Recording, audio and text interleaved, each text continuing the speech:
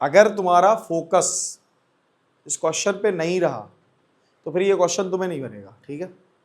तो पहले क्वेश्चन पे फोकस करना सीख लो सारे बच्चे, ठीक है।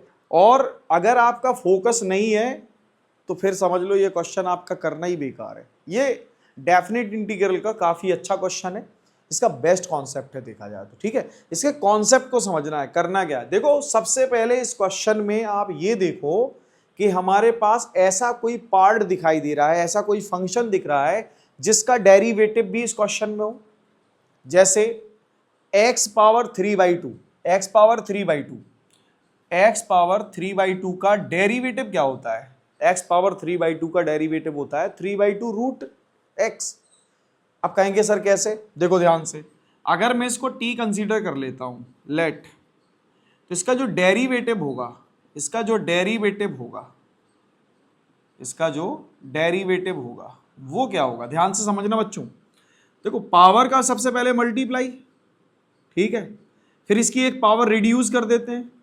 अब 3/2 से जब 1 सेपरेट करोगे तो कितना आएगा? 1/2 आएगा। कितना आएगा? 1/2 आएगा। और यहां आएगा आपके पास dt अपॉन dx, यहां dx का मल्टीप्लाई कर दो और ये 3/2 यहां ले जाओ। तो x पावर 1/2 का मतलब क्या होता है? Root x dx equal 2/3 dt, ठीक है। ये बात आ गई समझ में? अब देखो यहां पर x पावर 3/2 का derivative root x dx is equal to 2/3 dt मिल गया, ठीक है। अब क्या करेंगे? यहां पुट कर देंगे। समझ में आ रहा है ना? समझ में आ रहा है ना? ये यहां क्या करेंगे? वैल्यू पुट कर देंगे। तो ये रूट x और dx क्या है बच्चों? 2/3 dt, और ये हो जाएगा cos square t, cos square t। अब इसकी लिमिट भी चेंज होगी भाई। फंक्शन को तो हमने ठीक है कंसीडर कर लिया, x पावर 3/2 को हमने t कंसीडर कर लिया, रूट x हमारा dx के साथ खत्म हो गया जो कि dt हो गया। बाकी जो लिमिट है वो क्या होगी? लिमिट क्या है? देखो मैंने पिछले बार भी बताया था आपको, ये एक्चुअल में जो 0 और ये पाई पावर 2/3 है, ये किसकी वैल्यू होती है? x की वैल्यू होती है। किसकी वैल्यू होती है? कुल मिला के इसकी वैल्यू होती है। ये कौन है? x, ठीक है। अब हम क्या करेंगे? t की वैल्यू निकालेंगे। कैसे निकलेगी? अगर हम x की वैल्यू यहां रखें, x इक्वल 0, x की वैल्यू यहां 0 रखूंगा तो बच्चों यहां पर क्या आएगा? 0 पावर 3/2, तो t की वैल्यू आएगी 0। और अगर मैं x की वैल्यू ये रखूं पाई पावर 2/3, ध्यान से देखना, x की जगह पाई पावर 2/3 मैं यहां पुट कर रहा हूं, ठीक है, पाई पावर 2/3, और होल पावर क्या है? 3/2, ठीक है, इक्वल क्या है? t। तो ये देखो t पावर 2/3 मल्टीप्लाई 3/2, ये कैंसिल आउट होके क्या मिलेगा? पाई मिलेगा। क्या मिलेगा? t equal pi. यानी कि हमारी जो लिमिट है वो 0 से क्या चली जाएगी? पाई चली जाएगी, ठीक है। t is equal to pi, t is equal to pi. ये बात सबको क्लियर हो गई? ये बात सबको क्लियर हो गई?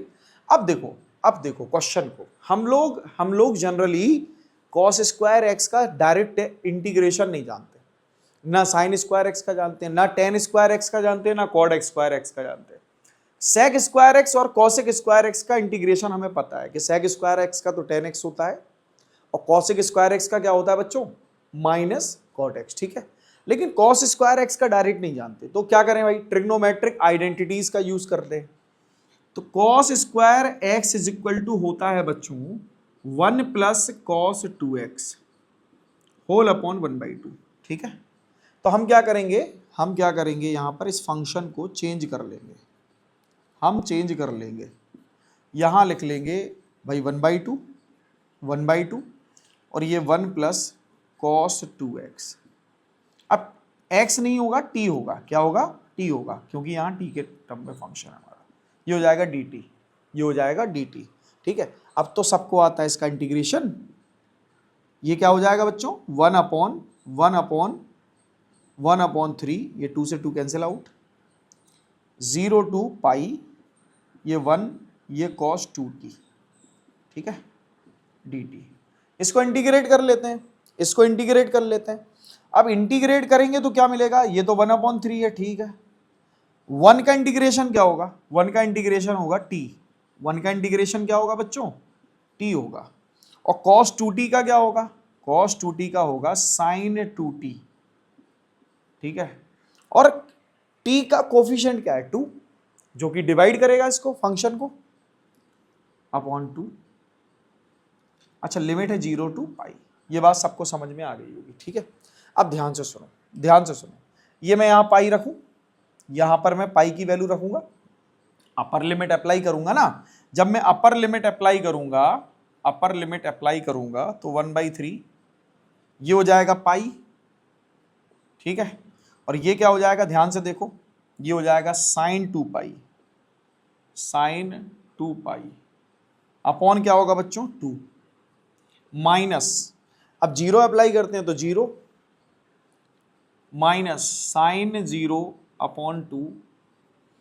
देखो देखो ये तो पाई है, और साइन 2 पाई की वैल्यू क्या होती है 0, साइन n पाई की वैल्यू 0 होती है ना, साइन n पाई की वैल्यू क्या होती है 0, तो साइन 2 पाई की वैल्यू क्या होगी 0, तो ये तो हो गया 0, और साइन 0 की वैल्यू क्या है 0, तो ये पूरा पार्ट क्या है 0 ही तो लिखा है पूरा पार्ट, ये आ जाएगा पाई अपॉन 3, ये आ जाएगा pi upon 3। This is the final answer. तो समझ में आ गया बच्चों, समझ में आ गया। नेक्स्ट क्वेश्चन देख लेते हैं। अच्छा इसको नोट कर लो।